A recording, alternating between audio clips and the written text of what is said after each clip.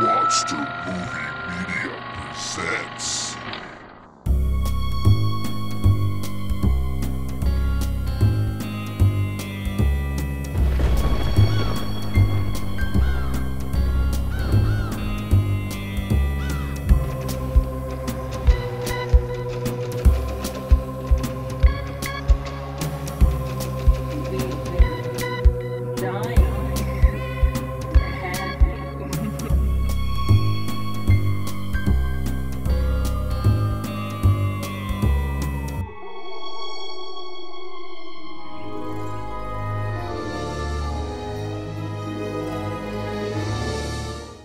Greetings and welcome to episode 71 of the Creepy Kingdom podcast. A podcast all about the creepiness of the Disney films and theme parks. I am your host, Mr. James H. Carter II, and I'm pumped, I'm excited. We're back. After our month break, we have been chomping at the bit to get back talk about all this creepy Disney stuff that we love so much. Thank you to the people that have contacted us telling us that, that they missed the show, even though we're only gone for a month. That means the world to us. It really does.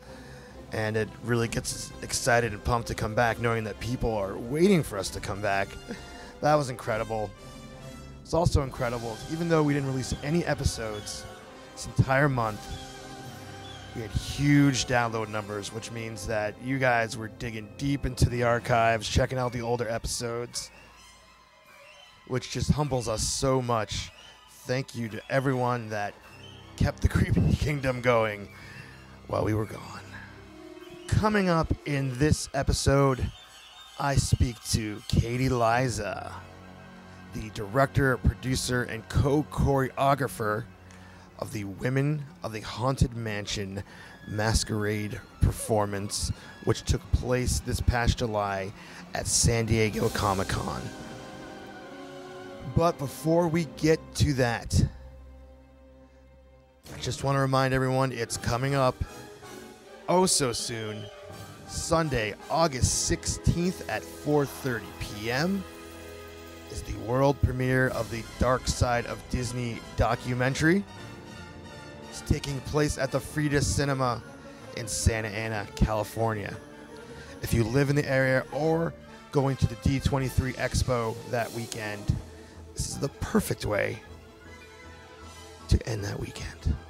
Myself and fellow Creepy Kingdom contributors Roxy Tart and Cupcake Terror appear in the film, and myself and Roxy Tart will be hosting a Q&A after the film. You can pre-order tickets at a discounted price. You can find the link on our website, creepykingdom.com, by going to the blog section or going to dsoddoc.com. Now, without any further ado, let's begin.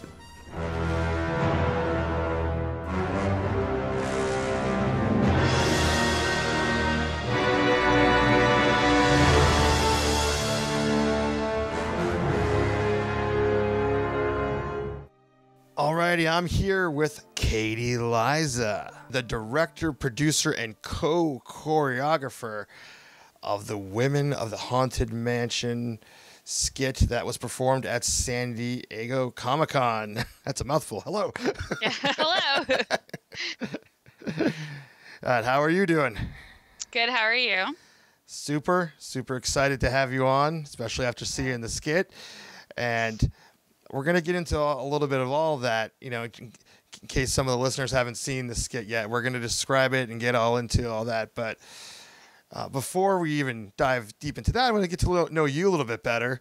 So how did you get into Disney? Like, what was it that brought you into being a Disney fan? Well, my mom grew up in Southern California, LA area, and she's been going to Disneyland since 1955, since awesome. The year it opened. And so I was kind of born into like a Disneyland loving family. I went to Disneyland for the first time at 9 weeks. My mom just like wanted to get out of the house, and Yeah. with the baby, and she had an annual pass, and she just like sat on a bench, and so it Wow. wasn't like, and she lived locally enough that she could just go. We lived in Escondido at the time, but still like it wasn't that. She just wanted to get out of the house, and so she drove up here. And then I went to Disney World for the first time when I was 2. And so I've just always been a really big Disney. My parents paid for the Disney Channel, and that was like I was only allowed to watch.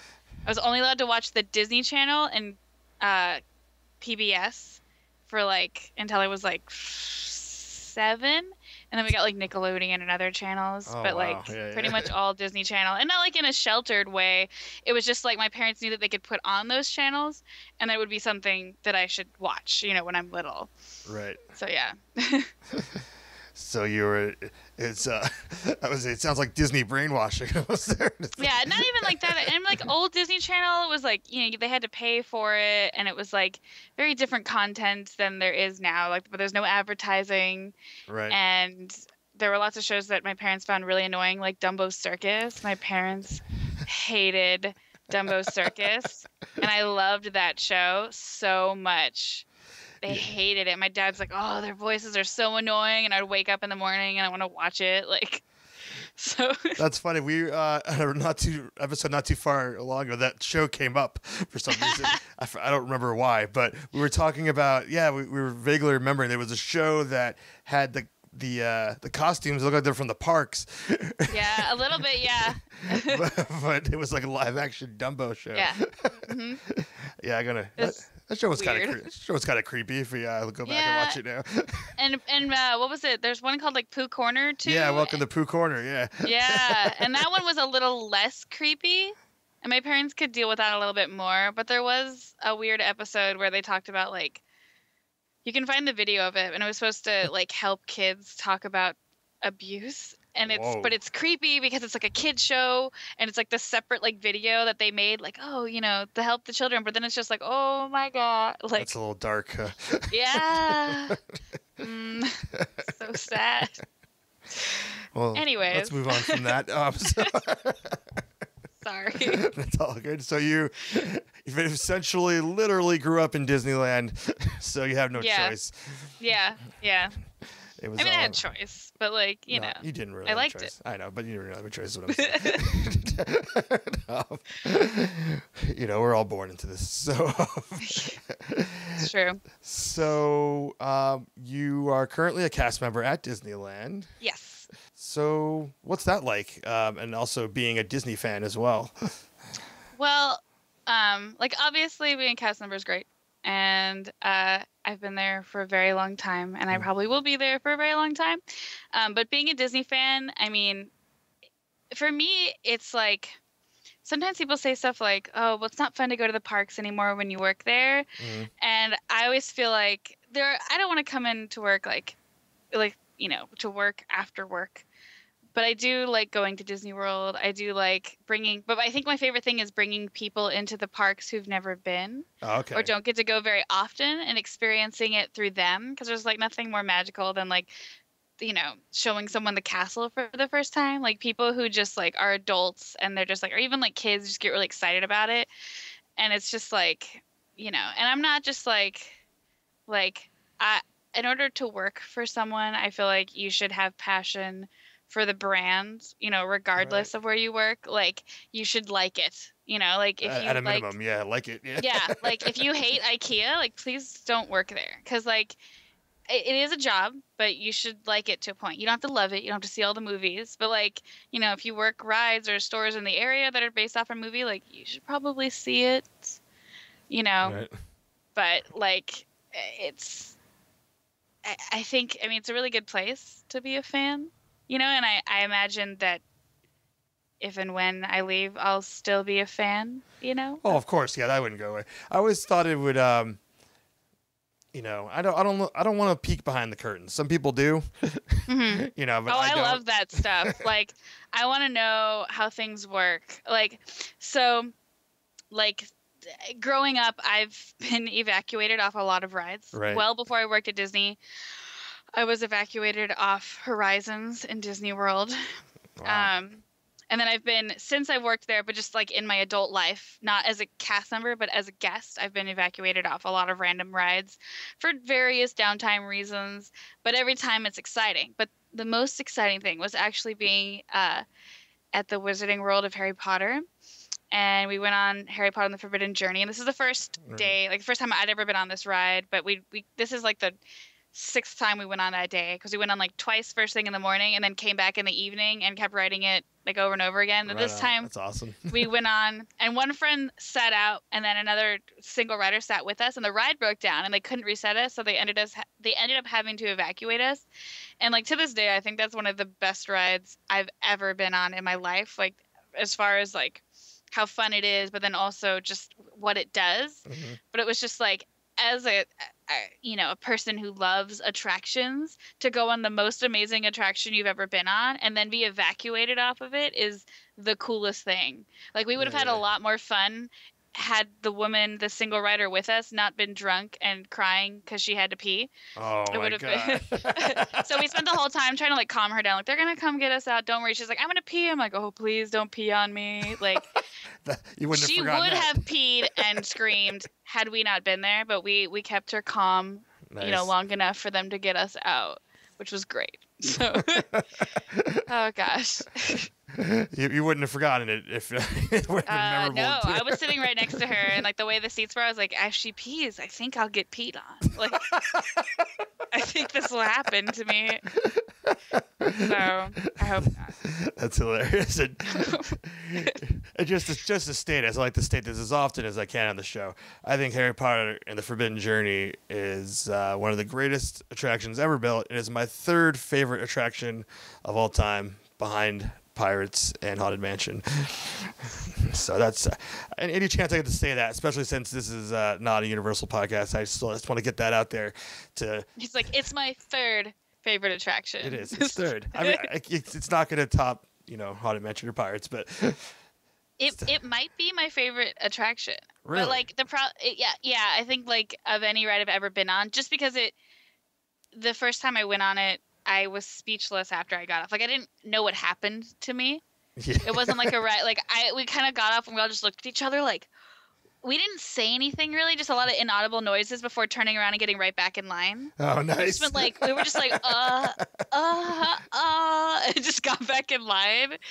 And we were all like people who've worked attractions. And so it was just like, but the one thing about that ride though is I have a lot of friends who get really motion sick, and they can't really ride that ride. Like, they went on it once because they had to, and then like immediately felt awful afterwards. Like, that was great. Oh God. And I feel like that always makes me kind of sad when there's rides that should really be really accessible, but in order to like make them really fun, they make people really sick. And then it's just like, you're a Harry Potter fan, but you can't go on our rides. Cause same with like Green Gods, like it's in 3D.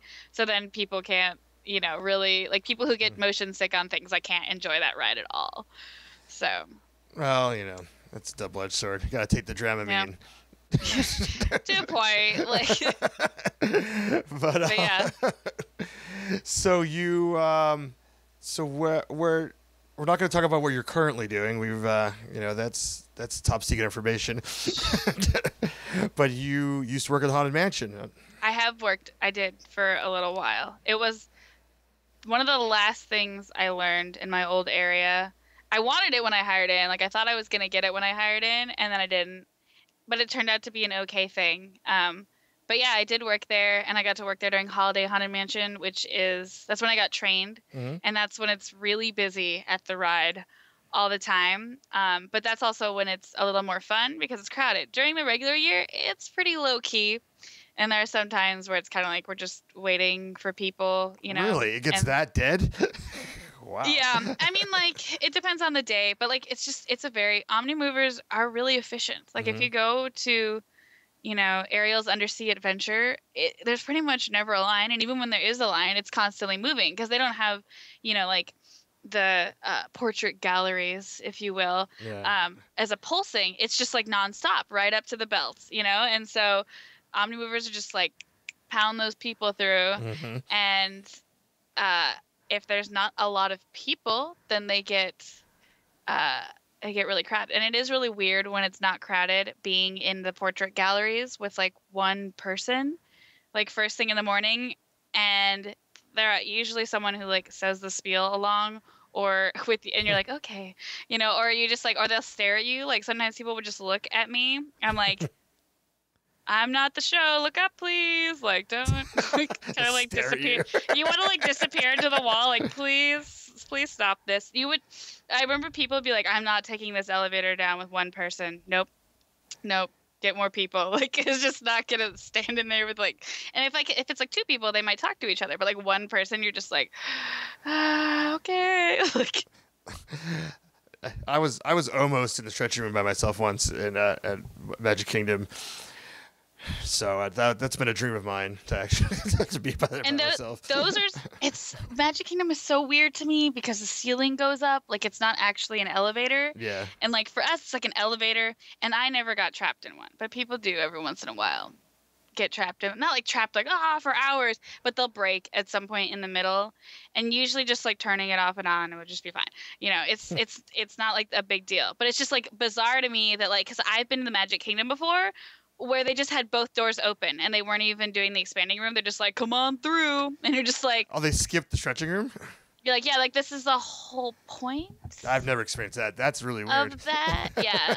This is a long time ago, but it happened this one trip twice, and I was like, is it broken? Either way, it's just like, because if ours are broken, you're not getting on the ride because you can't get down there any other way. Like, ride is broken, because we have to get under the train tracks. It's just like the reason we have drops on Pirates. You have to get under the berm to get to the show buildings backstage, because Disneyland was built in a little space, and then anything that wanted to go out of it, like Toontown, has to go under or over the train tracks. Right.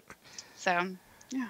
Right. So, any other interesting experiences working at the Haunted Mansion? I mean, it's just like any other ride when it comes down to it. Like, one thing I could say is that having worked that pretty late into it's a new hire attraction. It's somewhere you can learn right after hiring in. Okay. Unlike bigger attractions, like you can't learn California Screamin' right when you hire in, because it's a high speed roller coaster where efficiency is really important, because if you don't keep up with loading the cars, then the ride will cascade and it breaks down, so they need to have experienced cast members working these rides, or at least they want to. That's the goal, at least here at Disney. But like Haunted Mansion is a new hire attraction, so new people can learn it, but I learned it as an experienced cast member. And you kind of think like most of it's pretty easy because like I know that safety, pulsing, all this stuff. Like it's just like any job, if you've worked a cash register at one job, you've worked a cash register at another job, they might be a little bit different programming. But I can tell you that working Omnimovers is very strange. People behave very weird when they come up to that belt. No matter how much you try to warn them that it's like moving and spieling, they do lots of weird things that you cannot really imagine until you're standing there having hundreds of people flung at you, and you get used. I mean, that's pretty much what's happening. Some people just stand there, some people hold on to things, and then it's also really dark down there. So if it was really sunny outside and we have like no line in the hallway, they come in and they can't see. Yeah. Well, yeah, it's like, Granny, her eyes don't adjust as well. So by the time she gets the load belt, she still can't really see. And so, everything is a surprise, and you have to, like help them into the ride. But at the same time, unlike a lot of rides, you don't get really much of an opportunity down there to like talk to people because it's happening so quickly. Oh, okay. And it's just like, oh, people get in, but like not like that. But like that's pretty much what happens. But I mean, it's definitely experience. Like I think that, you think you know everything about attractions, and then you learn an Omnimover and you're like, oh, this is different. Once you get used to it, it's easy. It's like I could do the sleeping. But the first time you do it, it's pretty intense. Yeah, it seems nerve-wracking because those stops. Yeah, it can get a little weird, but it's fun. Like I like this. It's customer service on my feet. And I think that especially with like the college program in Disney World, like I'd always recommend like young people like go do the college program and like do attractions if you can. Like if you're if you're smart, and like I know so many people who did the college program and then ended up coming, like they grew up in California and then like coming back and working at Disneyland, for a little while. And I know people who've retired and they come work at Disneyland, and like it's just fun. It's still work, but like it's fun, and it should be fun. Like, yeah. So what you're saying is you never drive to work and with the, I gotta go to work, it's Monday. Well, I can't say that. Well, first off, my Mondays are my days off are Sunday, Monday. Well, you know so what I meant. Tuesdays are my Monday because I don't like, if I don't work Mondays, it's much better. Right. But no, of course, I mean, like, it's still, there are lots of people who are just like happy like all the time, which is fine, and there are some people who are miserable, which is like, please quit. Like, you could go somewhere else. Like, if you hate this job, please go find another one, because it takes a lot to do what we do, and if you're not happy doing it, then you shouldn't be there. Like, I mean, obviously we can't just like quit our jobs no matter what, but like it takes a lot out of you. It's just like if you work at Nordstrom, it's a commission-based job. Like, if you're not there 100% to make the sales, if you can't sell shoes, you hate it, then don't do it, right. Because it requires a lot of you to do that, a lot of yourself. Oh, cool. Well, enough grilling you about your job. Let's talk about your the skit that you put together. Yay! Which is completely for fun and has nothing to do with the company. This is not affiliated with the Walt Disney in any way. I didn't make any money off of it at all because I had to spend a lot of my own money to do this. Oh. No, it's fine. It's fun. It's recreational. It's a hobby. People spend lots of money on their model trains and their funny dog costumes and, whatever they're into. So, you spend money on what you like. But either way, you didn't make any money off your thing. No. So we're just making that clear. No. So you're in the clear. So you were part of a contest at San Diego Comic-Con. Why don't you explain what the contest actually is? Well, the San Diego Comic-Con International Masquerade is a costume competition / presentation. Okay. They specifically state in the description of the show that when you apply that they also want you to engage the crowd because it's a show. Like, the tickets are free, but you have to wait in line to get the tickets, and there's only so many. It's in Ballroom 20, which is the second biggest stage that they have at the con. The big one's Hall H, and the second biggest one is Ballroom 20, and they hold it there Saturday night every year for ever. I can't remember what it said on the thing, what year this was, but it's been going on for quite some time.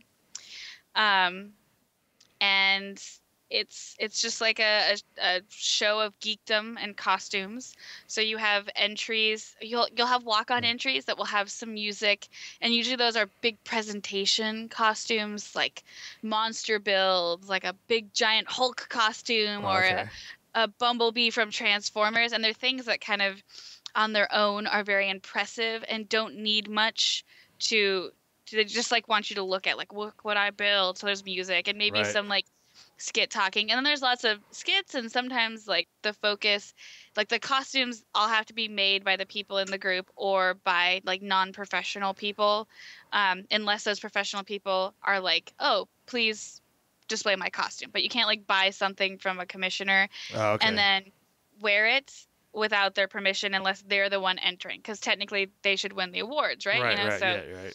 And typically professionals don't enter this competition because they're professionals.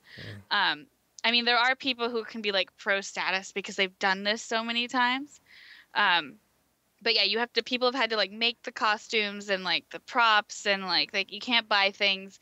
But some people stuff is more simple, so they have a story to tell, and that's kind of what, not necessarily that our costumes were super simple, nothing like that, but ours was more about the story we had to tell, and the costumes were to tell that story, as opposed to costumes and then you put a story to them. I mean, does that make any sense?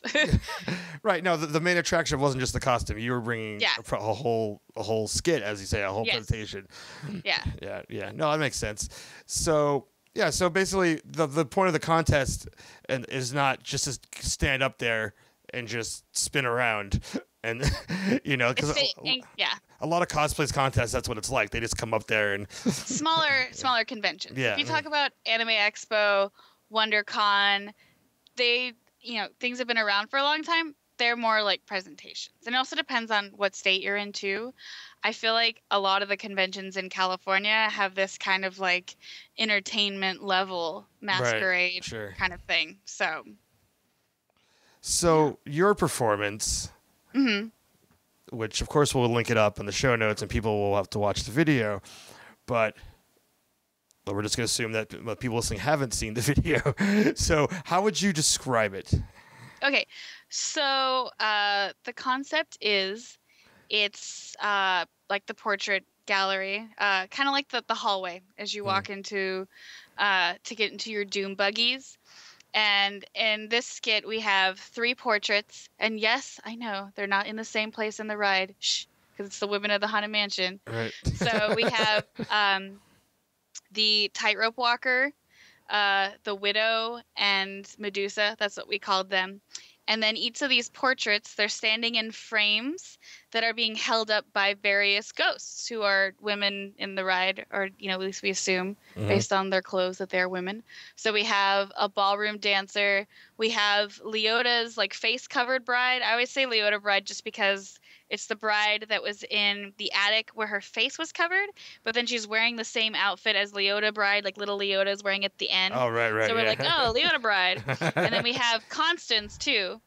And we have, like, I was Duchess on the Swing. She's the one wearing the big hennin, which if you don't know what that is, it's those pointy hats with like the scarves around them. Oh, okay, yeah. Like the classic like princess hat, except like a hennin is like the more like proper way. If you type it in HENIN, you'll know what I'm talking about. All right, but learned something today.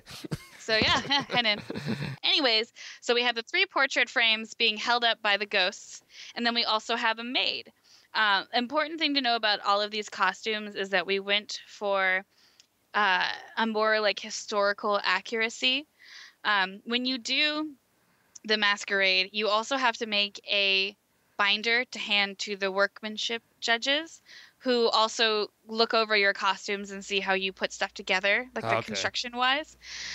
And I was like, I don't like, lots of people have done the tightrope walker. I didn't want a girl to paint daisies on the skirt. Like, yes, I realized her skirt has daisies on it, but I wanted her to be a more historical version of like, so what do tightrope walkers wear? What's like her costume? So she went through and she did research. Like, this is what they wore, big tulle skirts. So I made a big tulle tutu underneath, and then I put this soft brocade on top that actually has a flower kind of built into it, but it's very discreet. You can't really see it unless you look at it up close. And then she changed like some of the trimming on things. It's like nice velvet.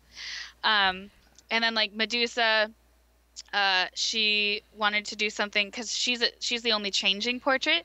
So find some place in between. So she's got she's like half of her face done like Medusa, and she's got the snakes coming out of her hair, and her arms her hands have transformed, so she made these like sleeves to go with it, so that like, and actually it's a little thing, but in the skit, when there's a parts where we're turning our heads back and forth, when she turns to the Medusa side, she makes her face like Medusa. It's only just at that one point, and then she looks like normal when she turns her head the other way. Oh, nice. It's like a little, it's very little subtle, thing. very subtle. And it's just like, I wanted everybody to like be in a time period. So the costumes don't look exactly like they do on the ride because they're very simple on the ride. A lot of them are made of plastic. They're actually bright neon colors. Like if you look up, ballroom ghost, you'll see like pictures of the figures with the lights on, and they're like neon orange and pink, and their costumes are like vaguely Southern Belles, but like not really.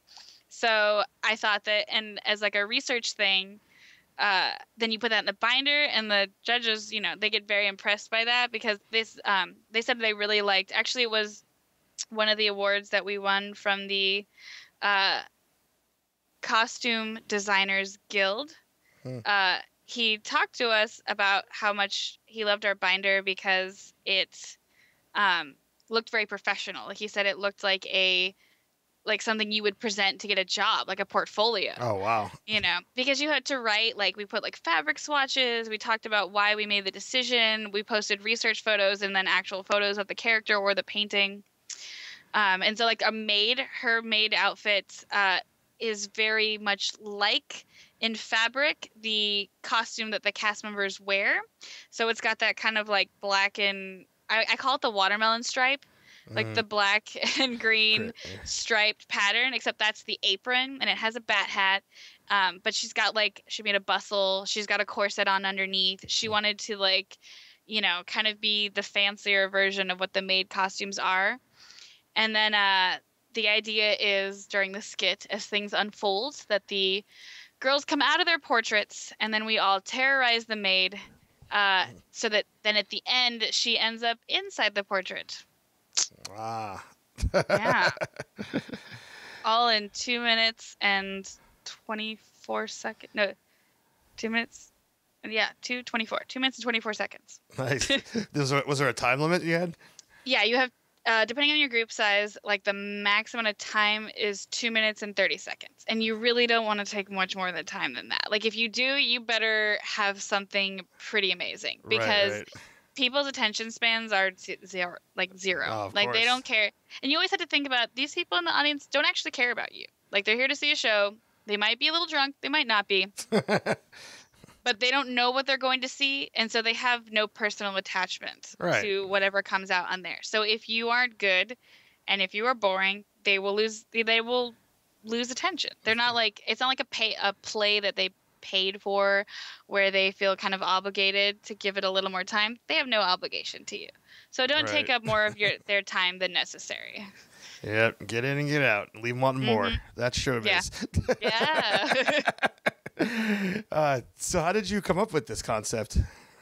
I can't really remember where the idea came from, but we use the song Disturbia by Rihanna, and there's lines in it where she says, "Faded pictures on the wall, it's like they're talking to me." And I think that like somehow, because I always love dancing, like every time I've done a Masquerade skit, it's been involved dancing. And a lot of times it involved Broadway songs that we rewrote the lyrics to. Nice. And then re-recorded it, which is, don't do that. It's too difficult. Or at least it was back in like 2002, 2001. Now I think it would be much easier. Anyways, so the song like lended itself really well to this idea. And it's just like, people love the Haunted Mansion. Like, even at a comic book convention, it's just one of those things everybody loves. And when you do the Comic-Con Masquerade, you want to appeal to the fans. Like, you have the things that you love, but it doesn't matter if everybody in the audience doesn't care. Right. So you have to do things that get them excited because, you do it for you, but it's a lot more fun if you can tell that they're having fun. Do you feel that the Comic-Con audience was excited about the Haunted Mansion? Oh, yeah. It was... Well, so like when you're working on the skit and then you're doing the choreography and you're like training people, you're like, oh, okay, that looks cool. That, and you finally get to like, you make videos of it and you watch, you're like, oh, okay, that's cool. But you don't really know until you're out on stage. But we do have like a rehearsal beforehand where they let you like make sure you get the sound cues right, and they're like this little room and they got to do it, but lots of people were standing in the room watching us, and this is like without our costumes on. Like some of us had our hats on and our props and things, but like we didn't have anything on, but people like in the rehearsal room and the Masquerade people were like pumped. They they clapped for us. Oh, wow. And and the director, they walked up, that's really cool. Also, before, this is no pressure, but the Masquerade coordinator, when we were, turning in our paperwork and our waivers and stuff for the Masquerade, he's like, oh, and I put you at number 8 so that, you could keep people in their seats, kind of like this is what to expect in the Masquerade. So I have a lot of faith in you. And that was before he'd even seen it. We also had some people working at the Masquerade. Like when you're backstage, you have a den mother or den father who's just taking care of you guys to make sure that you get on stage at the right time, get to the right places. And they have like a whole group assigned to them. But our den mother purposely picked our group because she saw that it was Haunted Mansion. She's like, I wanted you guys. Like I saw it and I was like, they're mine. Wow, nice. So it's like a lot of reaction to Haunted Mansion. Yeah, there. like Nice. people were very receptive. So it was nice. Like in that rehearsal, they're like, okay, get pumped. And but it's still it was very nerve wracking. Like while we're getting in our costumes and stuff like that, and the moment you get on stage, because I've been in masquerades before, and it's always like you have all this prep, all this time goes into it, and then it's over in 2 minutes. Like, Oh, of course, yeah. and it's so fast, and it's just this incredible rush, and you don't even have time. Like, you messed up something, but you can't do anything about it because it's not, it's not like a play where like, well, we can do it tomorrow too. Like I messed up that one line, but we'll fix it next time. Right, No, right. it's just like that's it. It's one and done, and you're never gonna do it again. And so it's just it's a lot, but it's so rewarding, and the audience definitely liked it. We purposely at one point put in a thriller move, like the classic like arms up, walk to the side, like thriller hands, just for like a second, and we're like, we're gonna do this and they're gonna love it. And sure enough, when they did it, everyone in the audience is like, wow, like screaming, and we're like, yes. Like as I'm doing it, I'm like, yes, this is like Right. this is what You're we like, thought. yeah, I noticed that when I watched the video. It wasn't really a vocal audience reaction at that point, but people started cheering when you did the So throw like thing for 1 second. it's like these little tiny things, and like that's how you like you work the audience. And I was so you have fill out a sheet for the MCs, and you fill out a sheet for the costume, you fill out a sheet for the sound. So on the MCs form, I wrote the following, like the top like notes, like the following should be read like if you're familiar with Disney's Haunted Mansion in the voice of the ghost host. And then I put in the like intro to say nothing but, don't pull down on the safety bar, please, I will lower it for you. And then he actually read it the right way. So that was like, it was a gamble. Like we never get to talk to them beforehand. It's always the same two people doing the masquerade every year. It's a husband and wife. But the fact, I mean, you can't assume that everybody knows the Haunted Mansion, but like he actually read it properly. I'm like, all right. So he set the stage right, and as soon as the actual ghost host audio like comes on, people, we could tell that people like engaged with us. So it felt good. This is the first Disney thing that you've done. Yeah, this is the first like Disney related thing. It was always like anime and stuff like that, but it's not like all Disney is very appropriate. I think like it has to be the right. You could do whatever you want, at the Masquerade, like as long as it's like pop culture. But like me personally, I don't feel like all types of Disney necessarily have a place, or like it depends on the context, especially like Comic-Con better than like an anime convention. Right, anime like, is tough. If it's anime, you should probably, unless it's in Kingdom Hearts, you should probably just stick to anime. There's plenty of animes to choose from, Right. Or maybe a little Big Hero 6 now. Yeah, well, I mean that's a little bit closer, but even then, I feel like because it's a comic book rather than than an anime. So, but yeah. So you guys won some awards that evening. Yes. So what were those awards? We first won the Century Guild, which is a Art Nouveau horror museum in LA. We won their best horror / fantasy / Art Nouveau costume. I think we fit more in the horror genre of that rather than Nouveau. Like their best costume award, which we picked up at their booth. It was very nice. And so really quick, when you win, the way the Masquerade works is that you perform, you go on stage, they take pictures, you go back and you sit in a room and watch other contestants. And then halftime comes, and while the judges deliberate, and like when you're in the audience, they're playing like fan films and trailers and stuff like that. And like this year's like a Saber Guild performance, like a lightsaber guild. Right. It's important. Performance. And then they come in and they start calling numbers like for awards. And so they call our number 8, and we're like, whoa, like, and we go like get in line. And while we're getting in line, we hear the lady go, 8, oh wait, you guys are already out there. So then I'm like, my friend noticed it. She's like, oh my God, we won 2 awards. I'm like, oh my God. So then we get in the hallway and they like line us up, and then like as you're getting on stage, you're like, oh, this is what we won. So we won the Century Guild Award, and then we won the Costume Designers Guild Award, which is like a big trophy, like a Nice. heavy trophy and a bag of swag, like that we distributed evenly amongst the girls. I got to keep the tote bag. It's a very nice tote bag. Um, so it's like, which is cool because Costume Designers Guild, like they were impressed with our presentation and then also the choices that we made costume wise. Nice. And then we won. So we got lined up for the first award, got off stage, and they're like, go back around to line up for the next award backstage. So we did that, and then we got off stage, and they're like, go back around, but wait right here. So we go back around, and they kind of like push us back, and so there's like us, and then a gap, and then the rest of the contestants. So we're like, the third award, which means we're winning like a Comic-Con award, like they're done with industry awards, and there's a gap in front of us and no one behind us. And there's this moment where I look at one of the girls. Only one of the other girls in our group had ever done a Masquerade, and she's done Comic-Con as well, Leah. And I look at her and I'm like, wait, we're the last people. This could be best in I don't want to jinx it. Like we're like shh, don't talk about it.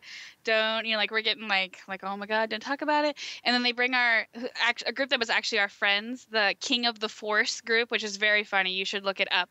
They did King of New York from Newsies as King of the Force. It's about J.J. Abrams. It's got tap dancing. Nice. Super funny. They put them right in front of us, and then we're the last group. And I'm like, oh my god.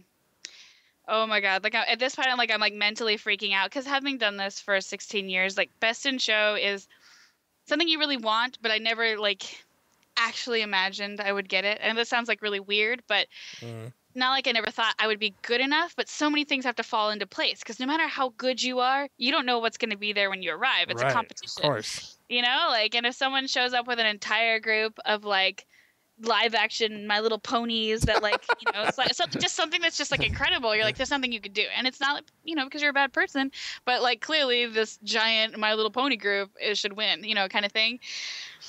And then one of the Masquerade helpers, volunteers, staff we'll say staff walks up and she's like, if you guys can keep your screaming and like cheering like down to a minimum, can I tell you guys a secret? She's like, here at Comic-Con we have a tradition and we save the best for last.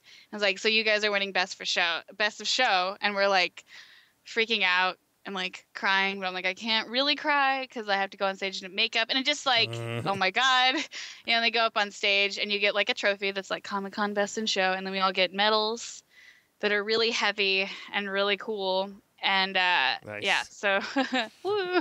Well, why did they tell you that? Why wouldn't they just wait for you to find out a second later and have your reaction in front of everyone else? Because the audience doesn't really care. Like by that time, when you get to the audience, most people have left. Oh, okay. Like you look out to the audience, it's late. They've got parties to go to, other events. Like I don't blame them. And also the halftime is kind of long. So yeah, a lot of people have left, and it's really like it's not. I also kind of liked it. Like we know that way. Also, you can't really like hear when you're coming on stage and stuff like that. It's kind of like sudden. So I don't mind being told beforehand. Also, like two of us kind of knew. Like we knew what it meant to be last in line. But it was ridiculous. Like so I'm still kind of like talking about it. I get kind of emotional, which sounds kind of goofy, but I'm just. It's so happy. Oh, well, of course. No, it makes sense. I mean, it's 16 years in the making. Yeah. Well, so why don't we share the names of everyone that was in your group? Give them all their little spotlight. All right. Well, we have Deidre, who did the Constance Bride. We have Terry, who did the Widow portrait. We have Sarah, who did the Medusa portrait. Alex did the Tightrope Walker portrait. Alyssa did the Leota Bride. And Leah did the Ballroom Dancer. And Scooty did the Maid. And then me as the Duchess. So I can give you, so that you can find them, like links to their cosplay pages if people want to check those out. Yeah, I'll put those in the show notes. Yeah, I'll put that so that you can find all of those. And in my case, my mom, Grace Foreman, actually made my costume. She is the genius seamstress in my life. and she makes all of my costumes. So I'm merely a model. She also has like no idea half the time like who the characters are. Like this has been happening since I was little. Since I was like, I want to be a bat for Halloween. She's like, all right, let's make you a bat costume.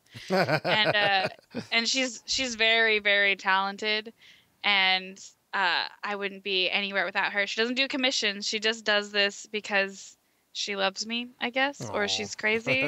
I don't know. So, yeah, and all the other girls, they made their costumes. Scooty is we gave her the Costume Designers Guild Award because the stripes on the maid costume were hand sewed. Like in order to get that look of the fabric, each of them had to be like they're like bias tape and like stitched. They had to be sewn on individually. Wow. So like when you look at all those stripes. I also want to give a special shout out to Terry from your group. She's someone I've known since I was in high school. So it's really excited to see her take part of this. And Terry did an excellent job. She's never done this before. Her boyfriend Bob does lots of shows at like Gallifrey One and Big Wow, and they're like comedy things, and she doesn't really like doing them. She's not like a big fan of learning all the lines and stuff like that. And she's a trooper. She does stuff sometimes, but she doesn't want to do like a ton of them. And I mean, she got into cosplay because of him. But she joined the group and she went all out. Like in order to do the makeup, like her old age makeup, she went and got a tutorial from like a makeup school. I can't remember the specific place, but she got a tutorial so that she could do it herself. Nice. And you know, she dyed the fabric for her costume, and she like she did like all this stuff that, you know, I was really impressed. Like for someone who, unlike everyone else in the group, like actively, you know, cosplays on their own, makes all their costumes, does all these things. I was very impressed with all the work that she did for us. Also, she designed. I asked her, I was like, "Oh, can you throw something together for the cover of our craftsmanship binder?" Like, she's like, "Yeah." And then she brought like 8. She's a graphic designer at work, but she brought like 8 different versions, and she's like, Wow. "I don't know what she wanted, so you could pick." Like, I was just like, "This is." I was like thinking about like one thing. Thank you. So I ended up using 2 of them, like one for the cover, one for the inside, but I still like it makes a huge difference because it is really like the finishing touch on our binder. So thanks, Terry. Yeah, awesome. Good work, Terry. Yeah. So you've done this. You said you're gonna take a break from Comic-Con. I think you said that on the show. Was that on the show? Yeah. Or was that before we talked? Yeah. I don't remember. But either way, so what's your next big goal you want to accomplish? I don't know. I think I want to try to get to some conventions that everyone talks about a lot, like Dragon Con. I want to go to Dragon Con in Atlanta at least once. I want to, like, I kind of want to go to New York Comic Con, but I hear it's also just really, really busy, and I'd rather go to New York for other reasons than a convention. But I want to go. I love Emerald City Comic Con, so I want to keep going to that in Seattle. And it's just, I'd rather like kind of like cut down my conventions to either little tiny things like Long Beach Comic Con, Long Beach Comic Expo, where they're just like little, they don't cost very much, and it's chill, and you kind of just see your friends and take photos, as opposed to just like, because Comic Con was actually, it's so sad, was really, really good this year. And it's like, oh, I kind of want to go back. And then it's like, I don't, because like, what's ever gonna, like, how am I gonna top that? You know, like, it was such a good year. Not just that, but like so many things that happened were amazing. It's like, you kind of just want to go out with a bang, but it's very expensive. The badge is like $220 for the weekend. Just my share of the hotel is like $340, and that's just one of 4 people. Wow. Plus like transportation down there. Food's very expensive. It's very good in San Diego, but food's expensive. You probably go out and drink at least one night. That's expensive. And then you want to buy stuff at the con. That's expensive. So everything just kind of adds up. Yeah. And you're like, at the end of it, you're like, if I had just put all of this money aside, I could have gone on a trip somewhere, you know? So Right. yeah, and had some money left over. So I feel like I should just, I don't know, save my money for something else. We'll see what happens. Who knows? But yeah, there's no other skits or any things planned or anything milling around your head. It was just I'm there's nothing else. I mean, I'm sure that if given the opportunity, something might come up. But this had just been in my head for so long, so I feel like I'm just kind of in that, like, I don't know if you ever get this where it's like you achieve something and you're just kind of like the creativity is like just kind of exhausted and you're just kind of like enjoying the emotion. Like, I finished it. Of course, yeah. We don't. You know, I'm not trying to rush you out of that phase. I was just wondering if you had any thoughts. But no, enjoy it. I mean, for sure. And it's really this is related, and then sort of this whole thing where I feel like I've actually done something. Like, I really want to do this forever, and then I made it happen. Obviously, with a lot of help, all the girls. My parents helped a lot because my dad helped make all of those frames.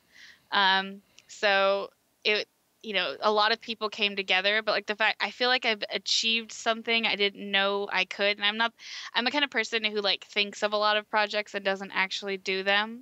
Not like things I've committed to, but like in my head, like I'm going to make this YouTube video on Vines. And my friends and I are constantly talking about like this video we're going to make, and we never do any of it.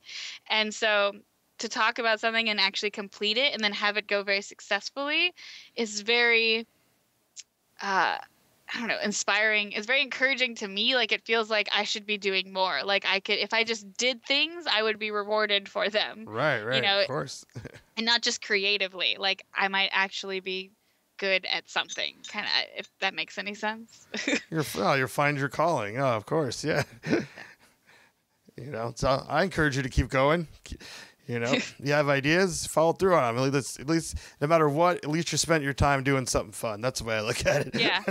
As long as it stays fun. So now that this is, it's been a few weeks at this point since Comic-Con, and this is out there on the internet beyond the audience of the Masquerade. What kind of response have you gotten from people on the internet? Pretty good. I posted the video first to Facebook. Just because I was like, that's easy. I'm just going to post it on Facebook. And then I later uploaded it to my YouTube channel. And on Facebook, it got shared by a lot of people. Like, a lot of people, and granted, like, all the girls in the group shared it, and we have all of our cosplay friends. But I got so much good comments from, strangers. Like, you go through the comments on other people's shares and stuff like that. And I was just like, wow. Look at all these people I don't know who watched this video and really liked it. And then I've had coworkers walk up to me at work and like, I saw your thing and it was really cool. Like, I love the Haunted Mansion. That's so cool. And that's really validating. Yeah. Like to just have like, people you don't know. And I mean, it has like 3,000 views on Facebook, which is not that much. And just like a little over 2,000 on YouTube. But it's still, in that amount of time, it's more than like any other Masquerade skit that I've ever done. And then someone from the Associated Press interviewed us before when we were waiting to get our like winning photos taken. Like, you get all your awards, then you go to like a press room to take photos again with your awards. And someone from the Associated Press interviewed us. And the article got printed in like 92 different publications. Nice. And we're the cover photo. And I say everyone except me. I got cut out of the photo. But I'm quoted in the article, so it's okay. But the article is about like making a hobby like a career, because they talked to Scooty about how like she actually has interest in doing costume design and fabrication, and how like this could actually be something to put on your portfolio or on your resume, like when getting a job.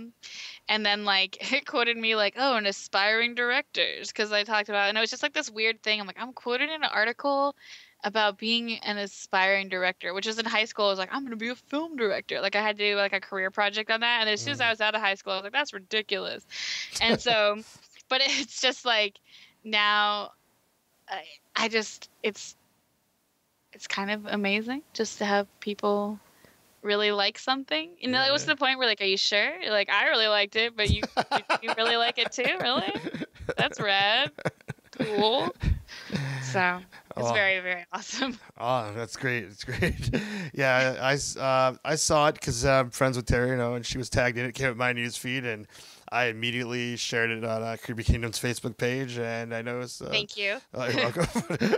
I was like, wow. I was like, I had no context of what it was at all. I watched the video. I didn't know it was a contest. I didn't know. I knew Terry was a cosplayer, but I didn't know that she was a part of this or anything. So I just saw that and I was like, "This is cool," and then I knew that Creepy Kingdom listeners would dig it, and a lot of people had some positive reactions to it. So I was like, I knew I had to, get you on the show to talk all about it. Well, thank you. I like talking about. I just like talking. Yeah, so we're good. That's what podcasting is all about. So we're all good. Yeah.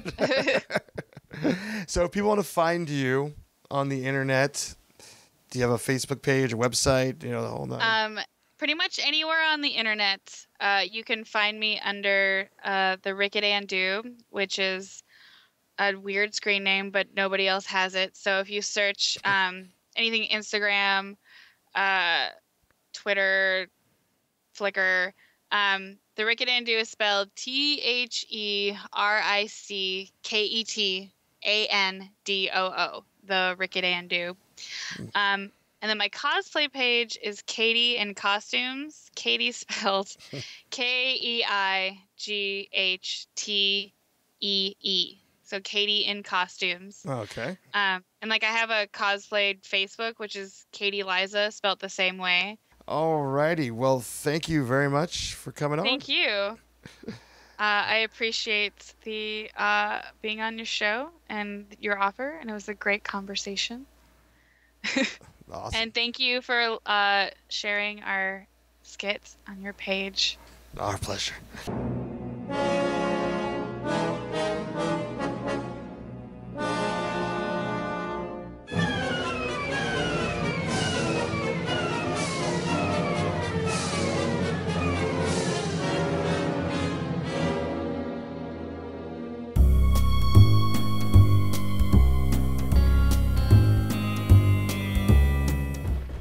Thank you, Keightee, for coming on the show.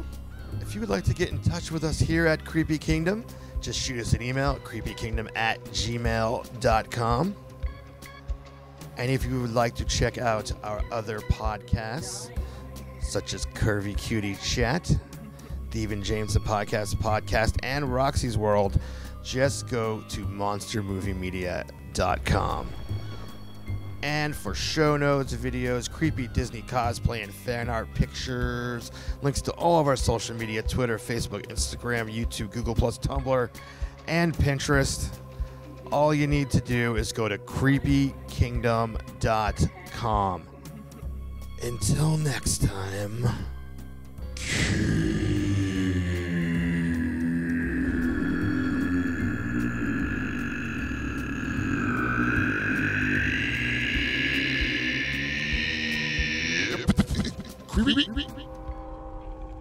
I have to go now. It's midnight.